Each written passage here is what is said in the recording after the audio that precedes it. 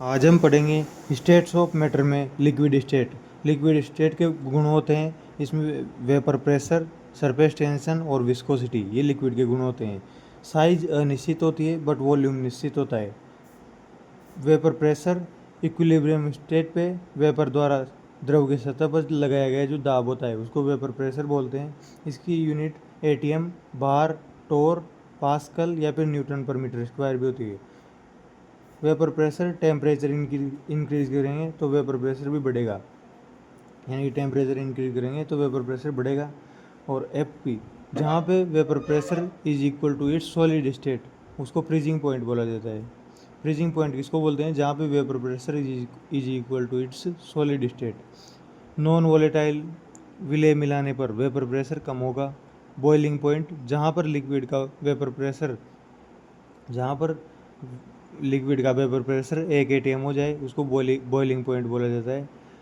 NTP पर, NTP यानी कि जीरो डिग्री सेल्सियस एंड एक एटीएम, वहाँ पर जल का बीपी 100 डिग्री सेल्सियस होता है। और एसटीपी पर 0 डिग्री सेल्सियस और 1 बार पर जल का बीपी 99.96 डिग्री सेल्सियस होता है। Bar is smaller unit than ATM. इस तरह से अपन देख सकते हैं कि जो बार होती है वो एटीएम से स्मॉलर यूनिट होती है। ये देख लिया अपने फ्रीजिंग पॉइंट जहाँ पर vapour pressure is equal to its solid state. इसके बाद देखते हैं सरफेस टेंशन। ये जो तीन गुण हैं लिक्विड स्टेट के, इनके बारे में देखते हैं। सरफेस टेंशन, द्रव की सतह पर काल्पनिक रेखा की यूनिट लेंथ पर जो बल लगाया जाता है वो सरफेस टेंशन होता है। सरफेस टेंशन को ये वाई से रिप्रेजेंट करें तो Y is equal to F upon L, यानी कि रेखा पर जो यूनिट लेंथ है उस पर जो बल लगा, यानी कि Y is equal to F upon L. इसकी यूनिट होगी न्यूटन पर मीटर।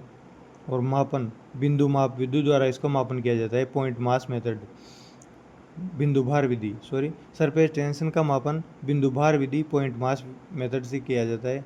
और स्टेलेग्नोमीटर इसमें काम आता है, जिसमें अगर कंपेरेटिव स्टडी करें तो y1 upon y2 is equal to d1 upon d2 is multiply by n2 by n1।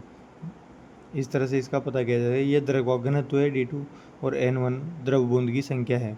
d1 is equal to density of जल और n1 इज इक्वल टू जल बूंद की संख्या। इस तरह से ये स्टेलेग्नोमीटर जो होता है वो सरफेस टेंशन का मापन कर सकता है। y1 upon y2 is equal to d1 upon d2 cross n2 upon n1। इसके बाद y की बात करें तो ये जो होता है सरफेस टेंशन टेम्परेचर बढ़ाने पर सरफेस टेंशन कम होगा। ऑयल मिलाने पर भी सरफेस टेंशन कम होगा।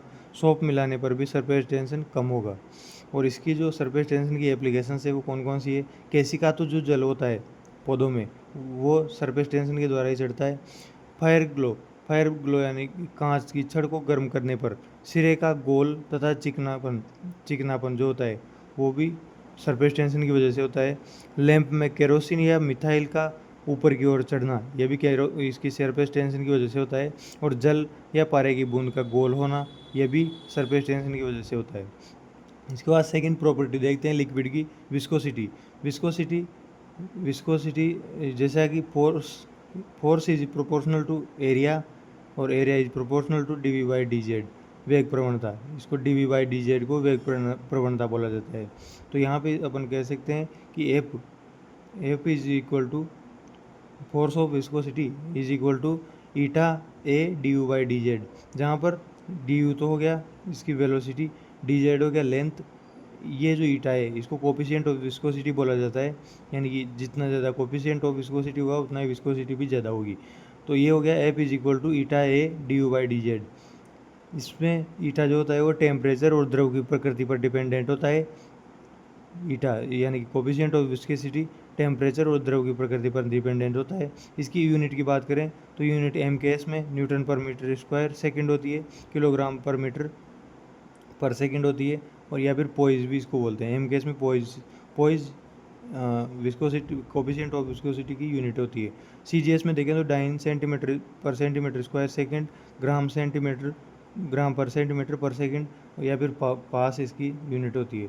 1 पोइज इज इक्वल टू 0.1 पास होता है। टेम्परेचर इंक्रीज करेंगे तो काइनेटिक एनर्जी इंक्रीज होगी और उससे विस्कोसिटी कम होगी। और जो जब गैसों के लिए अगर बात करें तो टेम्परेचर इंक्रीज करने पर गैस की श्यानता बढ़ेगी, लेकिन लिक्विड की बात करें तो टेम्परेचर इंक्रीज करने पर काइनेटिक एनर्जी बढ़ेगी और विस्कोसिटी कम होगी। ये कोफिशिएंट ऑफ विस्कोसिटी की इस तरह से अपन यूनिट निकालने के लिए इसको इधर ट्रांसफ़र करके इस फॉर्मूले में रखेंगे तो कोफिशिएंट ऑफ विस्कोसिटी की यूनिट आ जाएगी Newton per metre square second. ये कोफिशिएंट ऑफ विस्कोसिटी यानी कि ईटा की यूनिट होती है। यहाँ पे अपन ने विस्कोसिटी को देख लिया, ये कि F is proportional to A is proportional to D U by D Z, यानी कि वेग प्रवणता पर डायरेक्टली प्रोपोर्शनल होता है, वेग प्रवणता के डायरेक्टली प्रोपोर्शनल होता है। इसके बाद देखते हैं अंतराण्विक जो आकर्षण बल होता है, यानी कि अनुभार अगर बढ़ेगा तो श्यानता भी बढ़ेगी, यानी कि अनुभार बढ़ने पर अंतराण्विक आकर्षक बल बढ़ेगा और श्यानता बढ़ेगी। हाइड्रोजन बॉन्ड बनने पर लिक्विड की श्यानता बढ़ेगी, यानी कि हाइड्रोजन बॉन्ड बनेगा तो लिक्विड की श्यानता भी बढ़ेगी। और श्यानता का जो क्रम होता है वो इस तरह से होता है, शहद का सबसे ज़्यादा, ग्लिसरॉल का उससे कम, इथाइल एल्कोहल का उससे कम, वाटर का उससे कम और फिर ईथर का। इस तरह से ये श्यानता का क्रम होता है। अगर यानी इनमें देखा जाए तो ये ऑर्डर होता है, सबसे ज़्यादा श्यानता शहद की, फिर ग्लिसरॉल की, फिर इथाइल एल्कोहल की, फिर वाटर की, फिर ईथर की। ईथर की सबसे कम श्यानता होती है। और ये दूसरी तरीके से दूसरे ऑप्शनों की बात करें तो सबसे ज़्यादा ग्लिसरॉल, फिर कोलतार, फिर मरकरी, फिर वाटर की सबसे कम होती है इस रेफरेंस में। इस तरह से वाटर की सबसे कम Hg, कोलतार और ग्लिसरॉल। ओस्टवाल्ड विस्कोमीटर की बात करें तो विस्कोसिटी मापने का यंत्र है जिसमें eta one upon eta two is equal to T1 upon T2 into D1 upon D2। इस तरह से विस्कोसिटी का मापन किया जा सकता है। इसकी यूनिटों की पोइज। अब बात करते हैं सॉलिड स्टेट में अपन ब्रेविस क्रिस्टल ग्रुप देखेंगे। 7 क्रिस्टल और 14 यूनिट सेल दी थी ब्रेविस ने। इसमें 7 कौन कौन से क्रिस्टल होते हैं उनको याद करने की ट्रिक है CTOMHRT। C का मतलब क्यूबिक, T का मतलब टेट्रागोनल, O का मतलब ऑर्थोरोम्बिक, M का मतलब मोनोक्लिनिक, H का मतलब हेक्सागोनल, R का मतलब रोम्बोहेड्रल जिसको ट्राइगोनल भी बोला जाता है और T का मतलब ट्राइक्लिनिक। इनकी जो विशेषताएं होती है वो देखते हैं, एंगल कैसे होते हैं और इनकी भुजाएं कैसी होती है। ये ABC तो इनकी साइड से और अल्फा बीटा गामा इनके बीच के एंगल है। अब इसमें देखते हैं कि क्यूबिक जो होता है इसको बस क्रम वाइज याद करना है, CTOMHRT, जिसमें से ये जो फर्स्ट 3 है उनका एंगल सेम रहता है, यानी कि alpha is equal to beta is equal to gamma is equal to 90 degree. और क्यूबिक के लिए A is equal to b is equal to c, यहाँ पर चेंज होगा बस ये 3 के लिए। टेट्रागोनल में क्या होगा, alpha is equal to beta is equal to gamma is equal to 90, A is equal to b is not equal to c.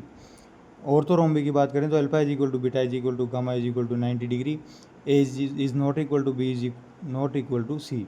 इस तरह से ये, यानी कि यहाँ पे तीनों बराबर, यहाँ पे एक क्रॉस कट लग गया, यहाँ पे दोनों नॉट इक्वल। इसके बाद मोनोक्लिनिक की बात करें तो इसमें भी इसमें यहाँ से ये इसके बराबर नहीं होगा, यानी कि alpha is equal to beta is equal to 90 but not is equal to gamma. ये गामा आएगा, alpha is equal to beta is equal to 90 but not is equal to gamma के बराबर नहीं होता।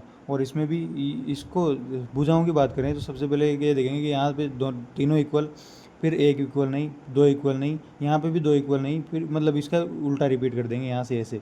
तो ये एक दोनों इक्वल नहीं, फिर एक इक्वल नहीं, फिर तीनों इक्वल। और जो ट्राइक्लिनिक होता है उसमें तीनों इक्वल नहीं होते। और एंगल्स की बात कर रहे थे तो alpha is equal to beta is equal to 90 is not equal to gamma. Hexagonal में alpha is equal to beta is equal to 90 degree, gamma 120 degree होता है हेक्सागोनल में। और इसी के साथ a is equal to b is not equal to c. Rhombohedral यानी कि ट्राइगोनल की बात करें तो alpha is equal to beta is equal to gamma होता है, लेकिन 90 डिग्री के बराबर नहीं होता। और a is equal to b is equal to c होता है ट्राइगोनल यानी कि रोम्बोहेड्रल में। इसके बाद ट्राइक्लिनिक की बात करें, ट्राइक्लिनिक में कोई भी बराबर नहीं होता, यानी कि alpha is not equal to beta is not equal to gamma is not equal to 90 और a is not equal to b is not equal to c. इनके यूनिट सेल जो होते हैं वो किस किस के कैसे कैसे क्रिस्टल बनाएंगे, यानी इनके जो 14 यूनिट सेल बनेंगे वो कैसे बनेंगे। तो क्यूबिक में 3, जो मतलब प्रत्येक 4 बना सकता है, लेकिन क्यूबिक में 1 नहीं बनेगा, एंड सेंटर नहीं बनेगा, और 3 जो क्रिस्टल हो वो बन जाएंगे। टेट्रागोनल में 2 बनेंगे, प्रिमिटिव और बॉडी सेंटर।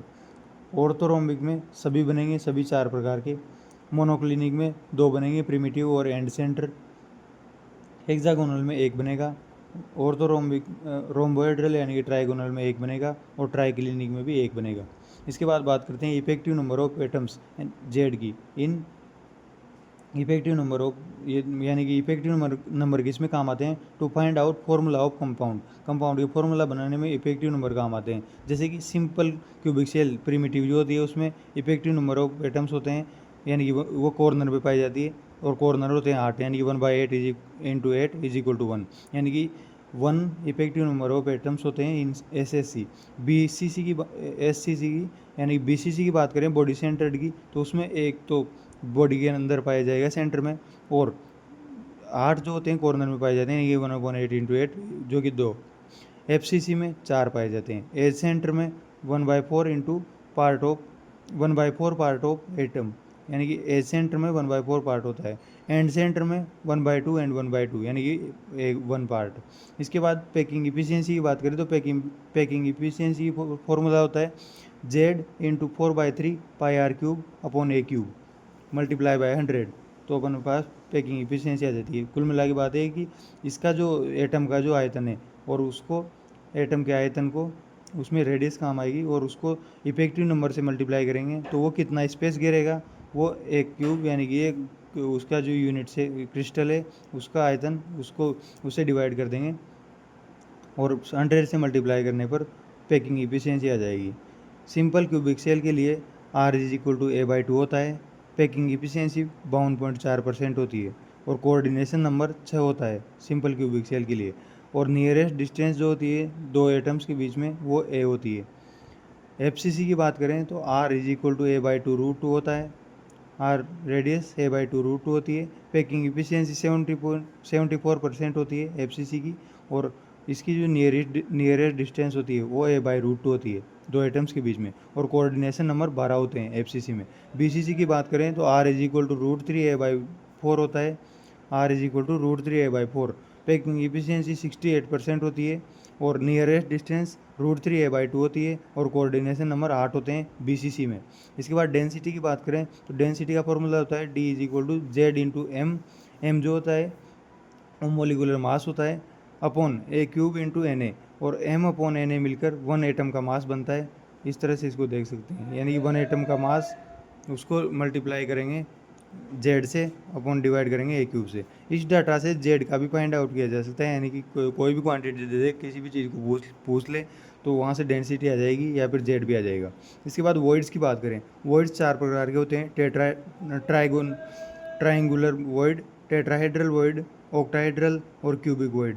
ट्राइंगुलर वॉइड में R is equal to 0.155 R होती है, यानी कि जो रेडियस होती है बॉडी वाली रेडियस, उससे 0.155 R इसकी रेडियस होती है ट्राइंगुलर ट्राइंगुलर ट्राइंगुलर वॉइड की। वॉइड्स की रेडियस है ये। इसके बाद टेट्राहेड्रल की बात करें तो ये surrounded by 4 atom. Tetrahedral 4 atom के द्वारा सराउंडेड होता है, ऑक्टाहेड्रल 6 एटम के द्वारा सराउंडेड होता है, और क्यूबिक वॉइड 8 एटम के द्वारा सराउंडेड होता है। हेक्सागोनल क्लोज पैकिंग की बात करें तो कोऑर्डिनेशन नंबर 6 होते हैं। इससे 3D बनाने पर tetrahedral void THV and OHV बनेंगे। तो टेट्राहेड्रल वॉइड बनते हैं 3+1 या फिर 1+3 एटम्स A एंड B पर क्रिस्टल, और ऑक्टाहेड्रल वॉइड बनेंगे 3 एटम्स ऑफ ईच लेयर। इस तरह से बनेंगे, और इसमें 2 तरह का पैटर्न होगा। ABA टाइप का अरेंजमेंट होगा तो HCP बनेगा, और ABC टाइप का अरेंजमेंट होगा तो FCC या फिर CCP बनेगा। इसके बाद Z फॉर HCP के लिए जो इफेक्टिव नंबर ऑफ एटम होते हैं वो 6 होते हैं हेक्सागोनल क्लोज पैकिंग के लिए। उसमें पैकिंग इफिशियंसी 74% होती है। BCC is not the example for close packing.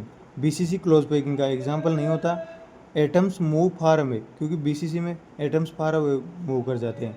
अब अपन क्रिस्टल टाइप देखते हैं कौन कौन सी क्रिस्टल होते हैं। NaCl टाइप का जो क्रिस्टल होता है वो फेस सेंटर क्यूबिक होता है। इसमें कैटायन और एनायन का रेशियो 4:4 होता है। रॉक्साल टाइप स्ट्रक्चर इसी होती है। NaCl की स्ट्रक्चर रॉक्साल टाइप होती है। जैसे कि क्लोरीन की बात करें तो क्लोरीन FCC की जो फेस सेंटर होते हैं, each corner and face centre पे क्लोरीन पाया जाएगा। क्लोरीन ईच कॉर्नर पे एंड फेस सेंटर पे। तो इसकी संख्या की बात करें तो कॉर्नर के हिसाब से तो 1/8 प्लस फेस सेंटर में 1/2 पार्ट होता है, और फेस होते हैं 6, तो इस तरह से 4 इसकी संख्या आ जाएगी क्लोरीन की। इसके बाद Na+ कहाँ पे पाया जाएगा? ऑक्टाहेड्रल वॉइड में। ऑक्टाहेड्रल वॉइड में Na+ पाया जाएगा, और each edge and body centre पे Na+ पाया जाएगा। बॉडी सेंटर के लिए 1 हो गया, और एज के लिए 1/4 पार्ट होता है, और उस 12 एज होते हैं, तो 12 × 1/4 इस तरह से 4 आ जाएंगे, यानी कि Cl भी 4, Na+ भी 4। इसके एक यूनिट जो सेल होती है उसमें 4 NaCl पाए जाते हैं। और कोऑर्डिनेशन नंबर की बात करें तो 6 होता है, इनका कोऑर्डिनेशन नंबर होता है 6 NaCl टाइप क्रिस्टल का, जो कि रॉक साल्ट स्ट्रक्चर होती है। Na+ और Cl- का रेशियो 6 होता है। कोऑर्डिनेशन नंबर में be predicted by void type as, यानी कि वॉइड टाइप के द्वारा भी कोऑर्डिनेशन नंबर का पता किया जा सकता है। Na+ में क्या होता है, ऑक्टाइड्रल वॉइड होते हैं, यानी कि 6 इसमें कोऑर्डिनेशन का नंबर होगा, 6Cl-, R-